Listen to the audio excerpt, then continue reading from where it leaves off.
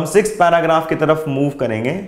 I charter as I flow, यानी कि Brooke क्या कह रही है यहाँ पे कि जब वो चलती रहती है तो क्योंकि वो वॉइस क्रिएट करती है, कोई भी वाटर बॉडी में जब वाटर फ्लो करता है तो एक वॉइस आती है, एक अलग सी, एक बहुत स्पेशल सी वॉइस क्रिएट की जाती है ना। तो ब्रूक कह रही है कि वो जो वॉइस है वो बात कर रही है, ब्रूक किसी से बात कर रही है, चार्टर कर रही है, टॉक कर रही है।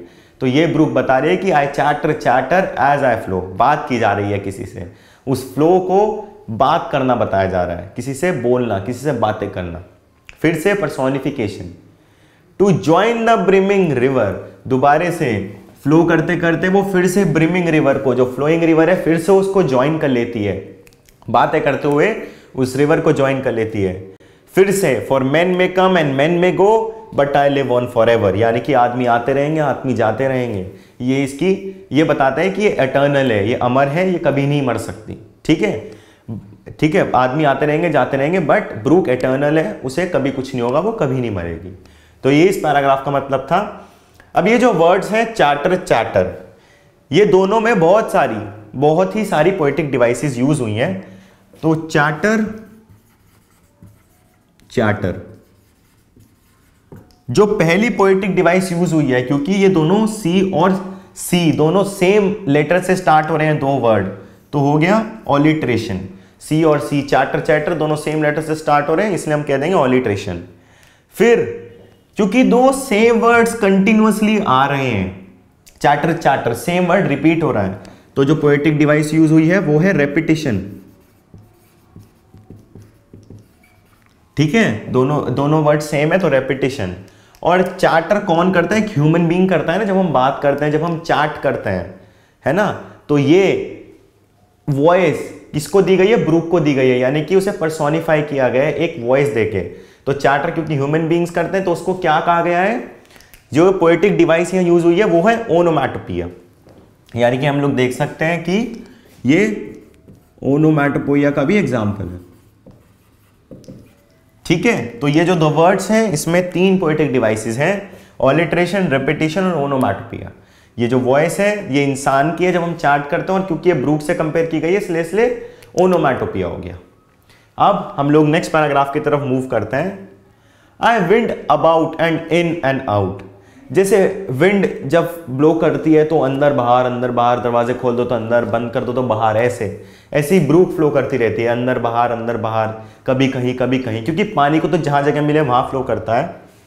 With here a blossom sailing, और उसके ऊपर मतलब काफ़ी सारे प्लांट्स जो हैं, काफ़ी सारे फ्लावर जो हैं वो ब्लॉसम कर रहे हैं, तो उसकी सेलिंग को ब्लॉसम बताया गया है और सुंदर बताया गया है, यानी कि जब ब्रूक फ्लो करती है तो बहुत ही एक सुंदर नज़ारा होता है।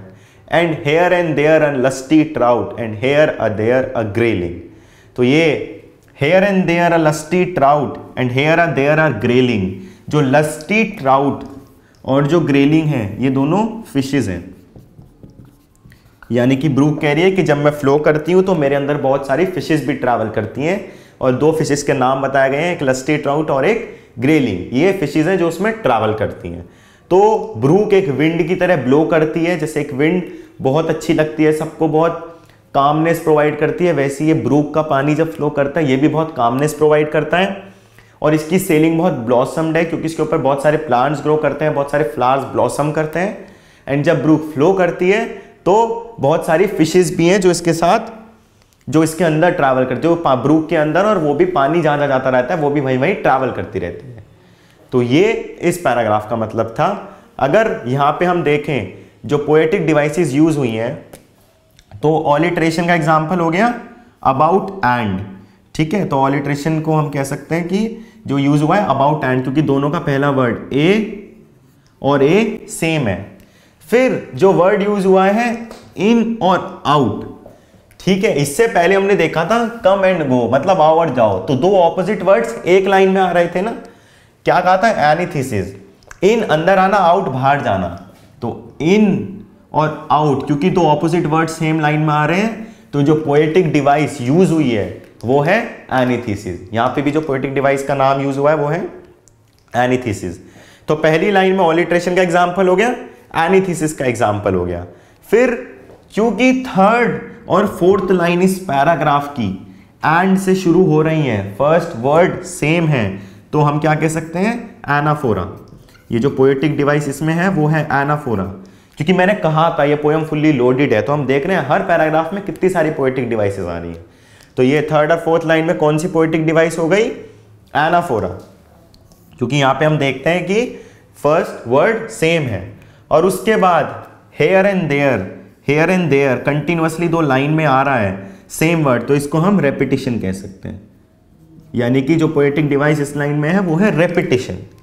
तो इस पैराग्राफ में जो पोएटिक डिवाइस यूज हुई है, सबसे पहले इन एंड आउट, दो ऑपोजिट वर्ड एक ही लाइन में, एनीथीसिस। अबाउट एंड दो वर्ड सेम लेटर ए से शुरू हो रहे हैं, ऑलिट्रेशन। एंड थर्ड और फोर्थ लाइन सेम वर्ड से शुरू हो रही है, एनाफोरा।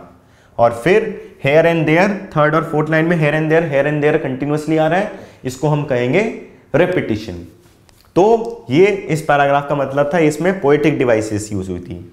तो अभी तक हमने ब्रूक का पाथ देखा कि कितने डिफिकल्ट पाथ्स को वो क्रॉस करती हुई कैसे रिवर में ज्वाइन करती है, उसमें कितनी सारी चीजें ट्रैवल करती हैं, वो कैसे फर्न में स्पार्कल करती है, कैसे बर्ड्स उसके ऊपर ट्रैवल करती हैं, कैसे फिशेज उसके अंदर रहती हैं, ठीक है ना, और कहाँ से वो फ्लो करके आती है और बार बार ब्रिमिंग रिवर को ज्वाइन कर लेती है।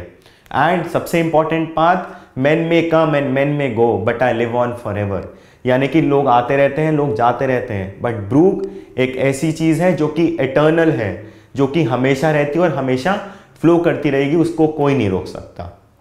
तो ये आपके शुरुआत के 7 पैराग्राफ थे, अभी हम आगे कंटिन्यू करेंगे।